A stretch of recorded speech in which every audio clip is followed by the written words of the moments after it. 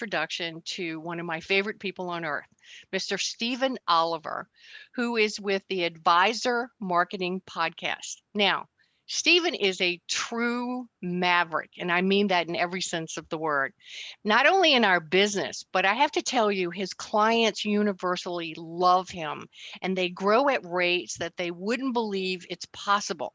Now, on this podcast, in each episode, Stephen is joined by various members of his team or special guests to share insider secrets to rapid growth and high net profits in your financial advisory practice.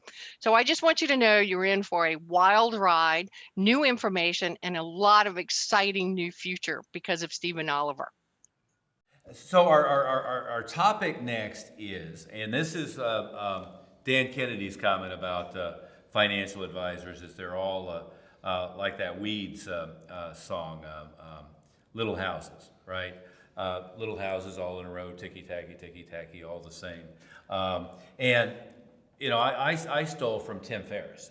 You know, Tim Ferriss's great book, 4 Hour Workweek. Right. Is they had this vision of the old bald fat guy in the red BMW, and they didn't want to be the old bald fat guy in the red BMW. But you know, we pull that, and you know, our typical financial advisor is the guy sitting behind an oak desk in a J.C. Penney suit. Right. You know, we don't want to look the same. with maybe a bookshelf behind him. Right. And you know, all the same. And Michael Kitches, you know, he said it's sad when you know your differentiator is people choose a financial advisor by zip code. And I thought it was a great line of his, is you want to be unique, you want to be different, and you want to pick a niche. And I know that's kind of trendy right now, but people miss the point, right? Is from a purely marketing person point of view, is I'm much better to decide that I'm going to do plastic surgeons, or I'm going to do Procter & Gamble employees, or I'm going to do Microsoft employees, or I'm going to do tech industry CEOs. Sure. You know, pick anything, right? I'm into Porsches, I'm going to do Porsche owners. But it's much easier to market if you choose clearly by occupation or by hobby a group of people that you want to target. And then you can build affinity with them, and you can, most importantly, is you can rifle shot your marketing, right? So you could build 6 different front-end marketing projects, one targeted at different niches. Well, we talk to a lot of people, then we ask what they want to market, how they want to market, and they say they want to market to the whole world. We've talked about this a lot more in other segments, so we won't spend time on it today. But that's, again, the worst kind of idea you can have. But what we want to talk about is how you personally need to be different and not look like the guy in the J.C. Penney suit behind the desk, or even, and that may not be your vision of yourself, but just because you have the letters behind your name and you're a certified financial planner, or you have different criteria, it would be a lot like being an MD. There's lots of MDs, and a lot of people choose their doctors because it's who's on their insurance, or who's the closest doctor, or maybe they get a referral. You don't want to be that generic. You want to be different enough so that you can market and get the kind of target client that you want to have. Well, even using that example, is the more specialized somebody is, and the rarer their skill set is, the more highly compensated they are, right? Yeah, that's always true. So in part, I could specialize by what type of problem I solve, and I could use it either way.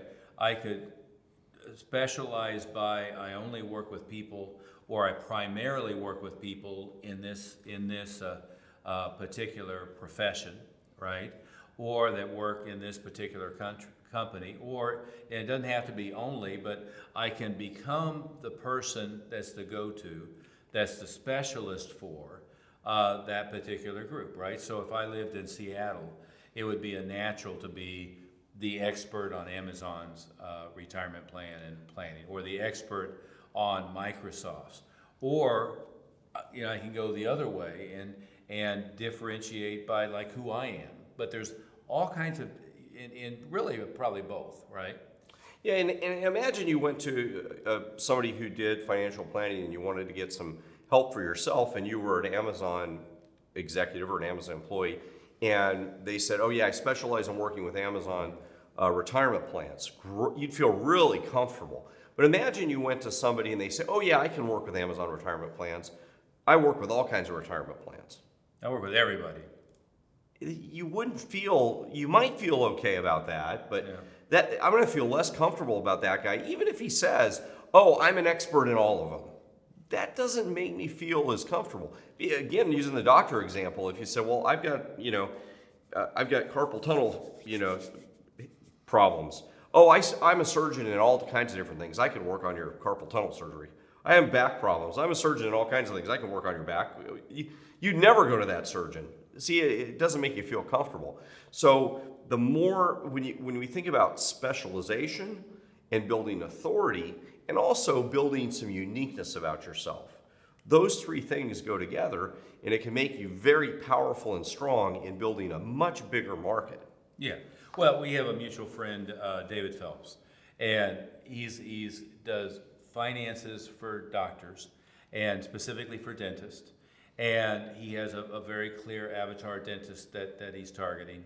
And it's those who want to not have to show up and be behind the chair every day with a certain number of assets, right? And again, it's not suggesting that you should chase dentists, but if you become the person who specializes for that particular group of people, and even if use Dan Kennedy as an example again, one of his first big companies was they did practice management, and they did it for chiropractors and dentists. So they had a complete marketing plan to get chiropractors in the door. They had a complete marketing plan to get dentists in the door. One aimed at dentists, one aimed at chiropractors, and then they put them in a room, and there was doctors sitting next to chiropractors, and all of the content was the same, the presentation was the same, everything else was the same. They just said doctor, but they had completely separate marketing for each group in order to get them into the room, right? Because if I just said anybody in the medical profession, I'm going to have less impact than if I said chiropractor. Right, and so to understand this, it may actually just be a marketing strategy. Yeah. There may not be much difference in how you actually work with them from a device point of view, but there could be. Could be, yeah. There could be, especially like in the example of the dentists that want to be not in the chair or not, working in the office. Well, my joke is we have 5 or 6 friends who all do different versions of that.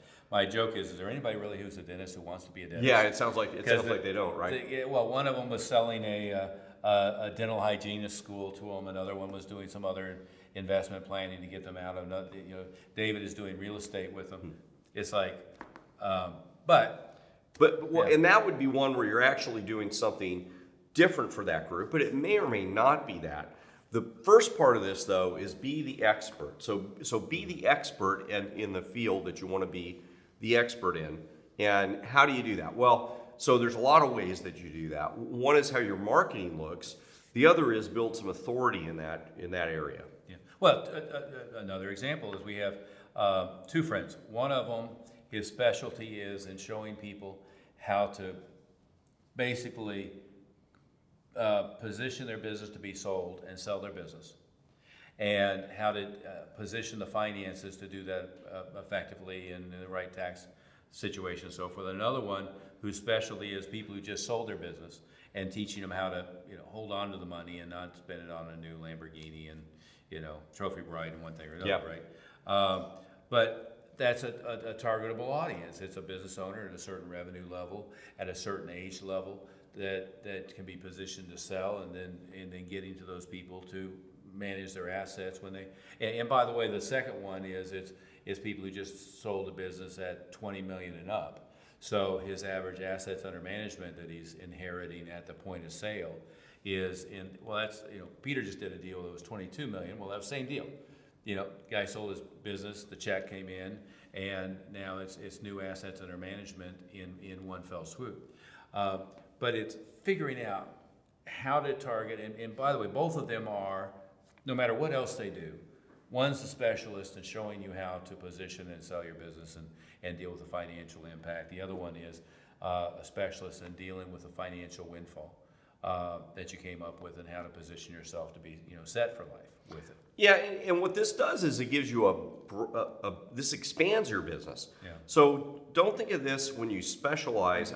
This does narrow the type of client that you're going to work with, but it can expand your business because now when you target your marketing, you'll have more people pay attention to you. Again, the idea is if I know you're the go-to guy for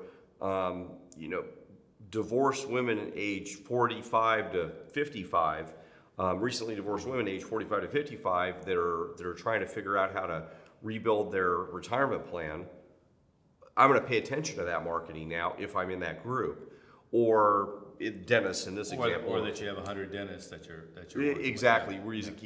We're using that example. So there's lots of different groups that you could potentially be targeting, but when they know that you're the specialist in that group, now you could be a specialist in multiple groups. So if you want to keep expanding your business, you can be specialist in more than one group. In the example of doctors and chiropractors, that person was a specialist in 2 different groups. The marketing was different. The marketing was targeted to those 2 different groups. The actual work was the same. The work that they did in the workshop was the same, and probably the work that they did per client was the same. But the focus was very specialized so that those people would respond because they felt like that you were one of them, or at least you were paying attention to their group. Yeah. So maybe we should talk about how to be an expert in those areas and list some ideas. Yeah, absolutely. And another subtopic of this is just in the be different, right? And it's not about credentials, although that's the base level, right? The base level is they expect you to be competent, and they expect you to be well educated, and they expect you to be knowledgeable. And what so many people try to do is they try to market their credentials rather than market their expertise in a given way, or their uniqueness in a different way, and that's a mistake. And again, it's like the other businesses we've dealt with is, nobody knows, nobody cares, Right. If I went to the average person on the street and said, what's a CHCP, CFP, what's a Series 7, what's it? They don't know. They don't know any difference, and they wouldn't know what the better qualifications were or the lesser qualifications were, as long as they can take care of whatever they need to take care of. And that's true whether they're a minimum wage worker at Taco Bell or whether they're a CFO at a major company for their personal. Well, and I think everybody listening, or at least most people don't do research into the doctors that they. Yeah. I had carpal tunnel surgery, and I assumed the doctor was. I probably should have done some more research on which doctor I had to pick, but they assigned me the doctor They for all my. work fine now. For my, yeah, they all work fine. Okay, I think good, it's good, pretty good, good. That was yeah. a couple months ago. That's why it's in my mind. Yeah. But it was the one that my orthopedic surgeon recommended for my carpal tunnel surgery, so I just went with that guy. Mm-hmm. He may have just known him from the golf course for all I know, now that I'm thinking about it. Probably should have done a little more research, or could have done a little more research, but that was kind of how it worked. Mm-hmm. You don't want to be just that, especially in this field, because that's not how you'll get some business that way, but you won't get enough. Yeah. The other aspect to this, and this is where people cringe a little bit when I say it, but I think anyone that you remember that you find interesting is idiosyncratic. They're unique, right?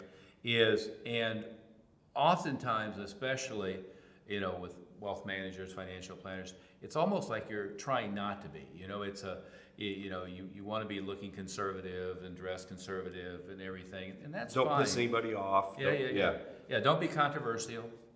And on the controversial part is you got to figure out who your avatar, who your ideal prospect is. And then if you're going to be controversial in anything, be controversial in ways that they're likely to agree with, that's likely to repel people who aren't in that category. Right?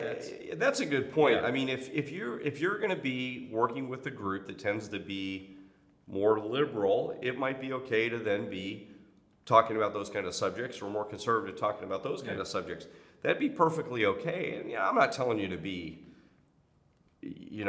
a jerk to people, or but it's okay to be controversial and have opinions about things, but be thinking about the group that you're working with. Well, I'll give you an example. is, we've got, and again, I get myself in trouble, but It's okay to get in trouble, I guess. whatever. We're going to be controversial some in our talks now. We're self-employed, so Yeah, exactly.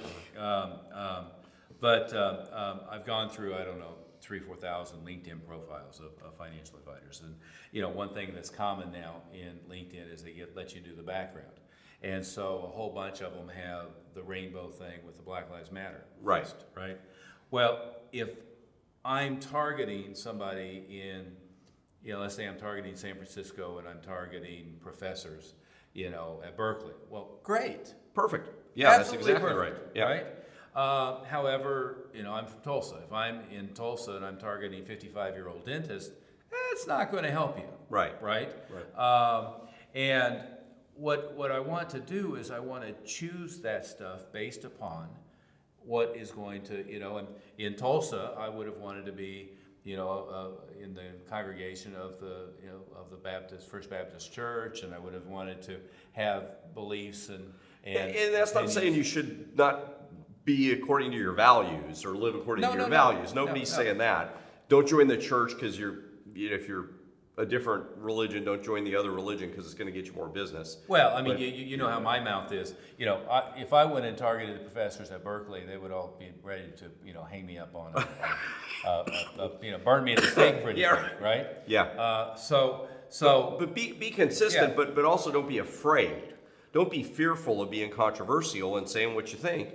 That's going to make you happier anyway. Or better yet, figure out where you stand and go find an audience that's going to be compatible, right? Exactly. So that's the way you're congruent. Absolutely. Right. And again, I was using that as an example for a client the other day as I was pulling up several profiles that looked like this.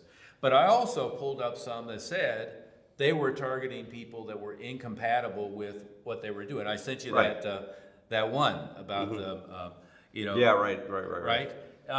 Is if you're going into the wrong person at the wrong time and what you are is incompatible with what they are, and I'm not talking about your black, white, red, whatever, but what your underlying value system is out of sync with what theirs are likely to be, then you're not picking people that's going to be a joy to your spirit. You're not picking people who you're surrounding yourself with that think more or less the way you do. You're not surrounding yourself with people that you're going to do the best service for, right? And by the way, if you go through your current client base and there's people that you hate, well, they should be gone. Right. And doing it ethically, go find somebody that they will sync with well. Go find somebody that they will sync with well. And, the first thing we do is we create enough of a pipeline for people that they don't have to tolerate people that are different. There was that high-profile LPL deal. An advisor got fired out of LPL, and because she had made a statement on a Skype call, I think. And you and I talked about that. We looked at it pretty thoroughly.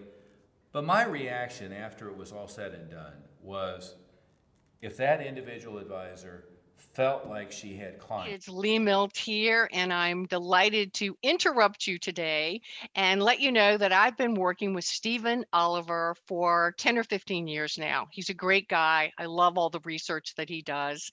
And I just wanted to let you know that if you're enjoying the content on this podcast, then you really want to make time to visit advisorwealthmastery.com. And why should you do that? Well, because you're going to receive 2 of his great books and actually one of mine called Success is an Inside Job. You'll also get a lot of absolutely free material on growing your practice through effective marketing.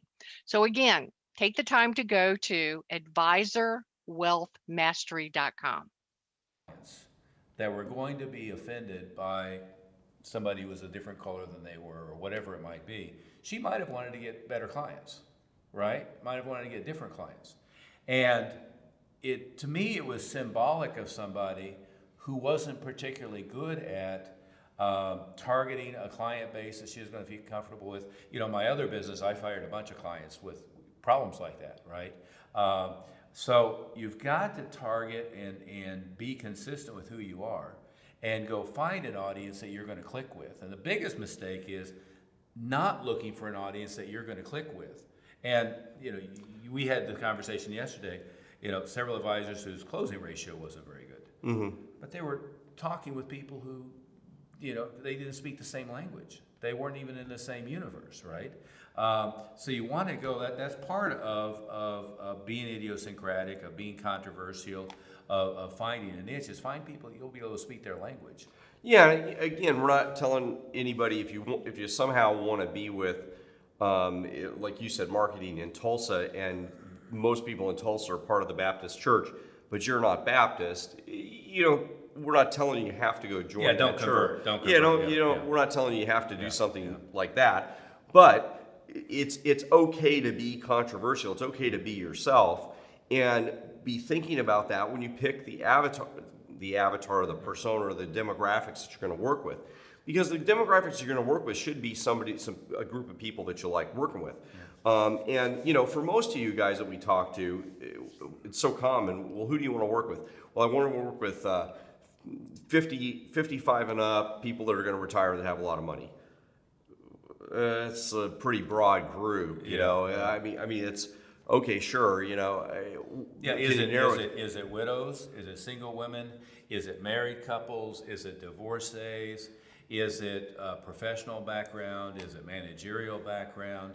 Are they dentists who want to get out from behind ex-military the chair? people? Is it? Yeah, exactly. Right. I mean, if we can narrow that down and then figure out what those people like, what those people don't like, what those people, and then the other thing about being idiosyncratic that we want to get to too, before we're out of time, is what we talked about in another session about, you know, maybe you're a fan of Star Trek, or maybe you're in the Porsche Club, or maybe you're you know, a great example. Remember Jerry Spence?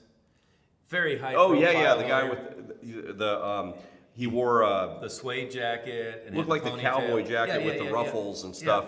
It really very, not just high profile, but very, very highly paid, and one of the best lawyers ever. Wrote a bunch of books. Really interesting guy. Just was himself, and that wasn't about any kind of club or anything he belonged to, but it made him interesting. Yeah. And it's okay to be interesting. You know, I might not wear flip-flops and no shirt and shorts to your meetings with people, or maybe you would. It would depend. It would depend on if you're in Malibu Beach. Yeah, that's where I was going. I mean, it depends on what you're going to do. So it's got to match. Yeah, I wouldn't. It's if got I to was match. in Martha's Vineyard. I would in Martha's Vineyard. I probably wouldn't in Arizona, where I'm from. It's probably not the right group. Yeah. But you know, or I also wouldn't do that if on your website it showed you one way and then it showed you another way. But you've got to make sure that being yourself also isn't. We're also not saying if you want to just have tattoos all over your face and you just want to be the way you want to be and screw everybody else. That's not it either. What you want to do is figure out who you want to work with. There's an audience for that. There's an audience for that. Understand who you're going to work with then. Yeah. If you're going to work with people that are, live on Venice Beach, then that might work for you. But you got to make sure these things match. And then we build out your marketing around that. Again, not the JCPenney suit in a desk with a bookcase behind you. Like everybody else. And you talk in a monotone and you say the same things that everybody has and say, well, you know, you ought to save money and put money in an index fund and whatever. I mean, that's pretty exciting. I mean, they can read that off of they can do a Google search. Yeah, exactly. They could see that in the newspaper and do it themselves. Why should they use you? Yeah. Two examples, right? Is of the hundreds, if not thousands, of websites we've looked at, the last few months. One of the ones we liked the best, or a couple of them. One was the guy's University of Texas Longhorn guy, right? Right. And he serves University of Texas alumni. And by the way, there's a ton of. Yeah, there's a lot of them, and a lot of them have money. Yeah. But the website is, I'm from Oklahoma, I don't, but Yeah, the Longhorn symbol, whatever that is. It looks like horns, it's like this. Pig, yeah. I'm thinking, no, I don't know what it is. Anyway, whatever it is. But the website had, all the Longhorn stuff, that the color scheme was right, everything else. And he may have had several websites, but the one I looked at was for alumni of University of Yeah. Texas, right? Another one, the guy's into fly fishing. And so the banner is him fly fishing, and there's a fly fishing blog as well as something else. And by the way, there's just a ton of those guys if you're in Montana or Wyoming or Colorado, wherever, that are into fly fishing, right? But all of a sudden it makes him unique. And in the case of fly fishing, doesn't mean all of his clients are going to be into fly fishing, but it makes him unique. And if they are, oh my God, there's an immediate affinity, right? There's something more beyond just, solve my retirement. The University of Texas thing, obviously, is, immediately. I mean, they can, I bet he should have. I would have him have the welcome package with the jersey and all the kitschy stuff with his logo on it. At the same time, right? Yeah, and there's a difference between, like in the fly fishing case, I'm probably not going after specifically fly fishing. I might just be having that make Bill, or in the Jerry Spence example where he just has an idiosyncratic look. Right. That's just making me have personality. Yeah. In the case of the Texas Longhorn situation, I can definitely go after alumni and people that graduate with medical degrees. They have a big medical program there. I can go after lawyers, people that have graduated, 20 years ago. I can target that particular audience. So you've got to understand the differences between those things, but both of them work. And again, you're just different. Allow yourself to be different and develop your personality in these kind of cases. Well, and have a backstory. I mean, that's I think we're all familiar with now Marvel and DC. And an awful lot of these movies, Batman Begins, and the Spider-Man movie, I mean, it's about their origin story. But the more of an origin story you create for yourself, and the more of a backstory you create for yourself, and if you think of iconic characters, think about James Bond. James Bond is associated with Omega, right? And/or Rolex Submariner. That was Aston Martin. Yeah, Aston Martin. And you can go through different characters. And what's a consistent theme with them? What's something that's unique about them? I like Neil Peart, who sadly passed away recently. But it was the motorcycling thing, right? I read all of his books, and he was they would do a tour, and he would motorcycle from place to place, and he wrote all these travel books. But he also had like this, car collection, a bunch of a silver Aston Martin and a silver Corvette and a silver something else, the Silver Surfers. But it was just these unique little things that you gravitate to that make them stand out as a personality as opposed to being like everybody else, right? Yeah, so one of the messages here, one is before we wrap up today, be an expert. So you want to be an expert and be specialized in certain areas. Don't just try to be everything to everybody, because that means you're nothing to nobody. Well, and it could be specialized in a specific financial planning area. Could be, for sure. That would be, we have certified divorce planners. Yeah. Or how's the whole designation go? It's one of those. It's alphabet soup, it all runs together. Yeah.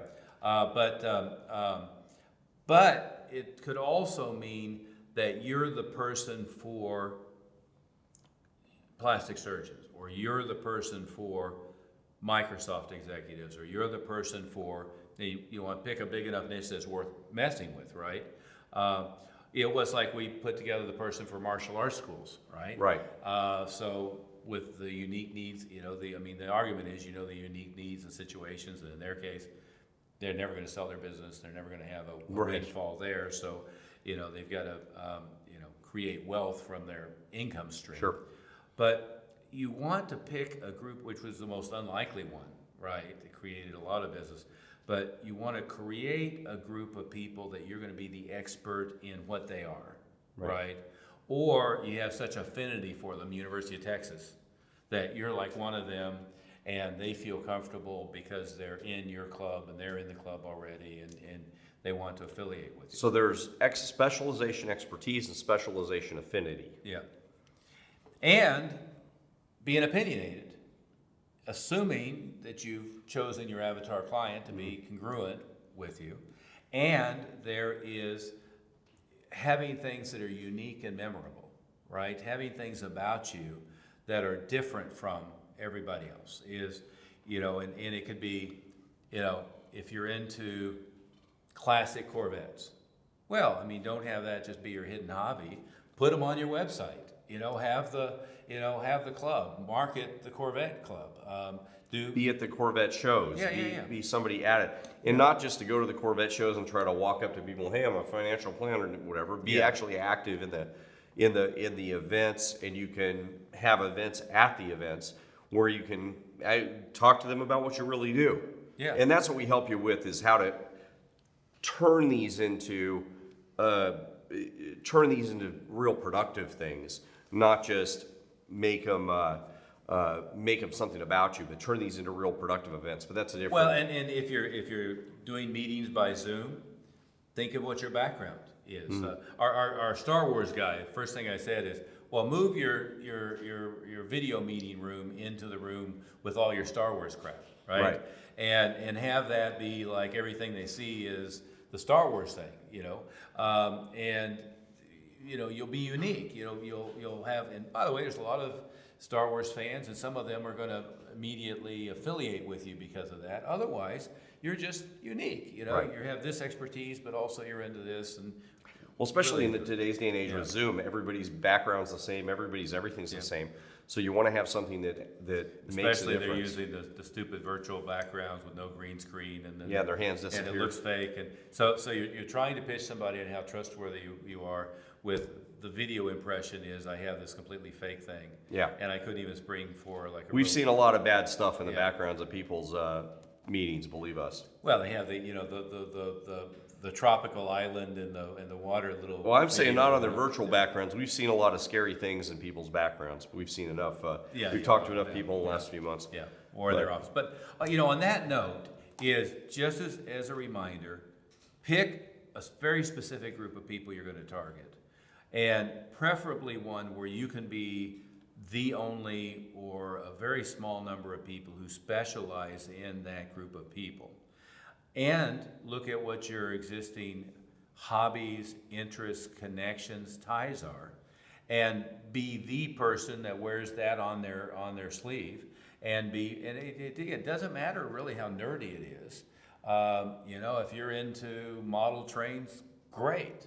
If you're into Star Wars, great. If you're a Trekkie, great. Whatever it might be. But wear that on your sleeve, right? And then be thinking about things that are Jerry Spence-ish, What's unique about the way you dress? What's unique about what you wear? What's unique about what you drive? What's unique about where you live? Like I live at the top of the mountain at 8,000 foot. We use that all the time, Pictures of the mountains, and I'm sitting up in the mountains. And and you sit outside and have the background there. Here's the herd of elk in the background. But whatever it is, and it almost doesn't matter what it is, use it to your advantage. And use it for people to think of you, remember you, and be a unique person that they're going to have a conversation about.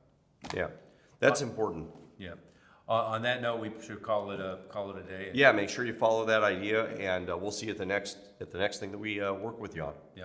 Thank you very much.